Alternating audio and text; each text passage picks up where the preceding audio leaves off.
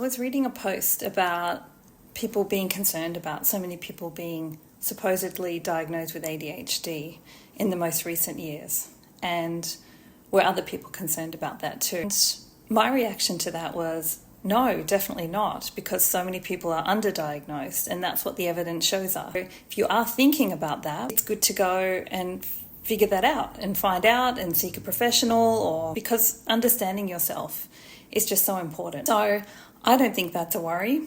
I think it's a worry that many people haven't been diagnosed in the past and that they've had to live with symptoms that are really difficult to live with sometimes without any help or treatment or support. So I think it's a great thing that people are understanding themselves better, more than any other generation perhaps, and figuring out, okay, I can do something. Yeah, go do it. So ADHD is often underdiagnosed in women, and probably many of you already know that, and there are several reasons for that. And one can be that they are not the hyperactive type, but more likely to be the inattentive type. Although women can certainly have hyperactive or inattentive and be the mixed type as well. So it can also be because they're less likely to have behavioural difficulties at school, for example, maybe more likely to notice social cues and maybe engage in masking a little bit more. So I guess understanding that is very important, and it doesn't mean that you don't have ADHD, but seeing a professional who understands it and knows what to look for can be very important in helping you figure that out, and then finding ways to cope with that. So let's talk about ADHD and therapy. Why would you go to therapy if you've been diagnosed with ADHD and have your medication?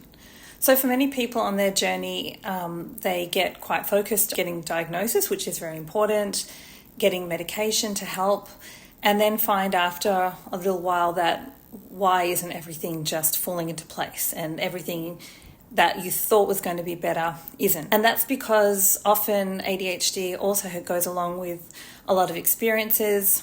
It can go along with unlearning some things as well, or learning new skills. So it's really important to not just focus on the medication, but also ways to improve your life. It would be like any condition that people have. For example, people with ADHD might also have depression or anxiety because they often can go together. So it might be that now you've treated one aspect of your life, you also need to treat, your feelings of feeling down or the experiences that you had. Sometimes people with ADHD have also had difficult experiences growing up, not everybody of course, and so that's then impacting, and then that comes to the fore as well. So, and it also can be that things that worked for them in the past, like waiting to the end to meet a deadline, for example, they're finding that isn't working for them as well anymore. And so thinking of skills to plan, organise and work on those executive functioning aspects of your life are also really important. And sometimes we need some help with that.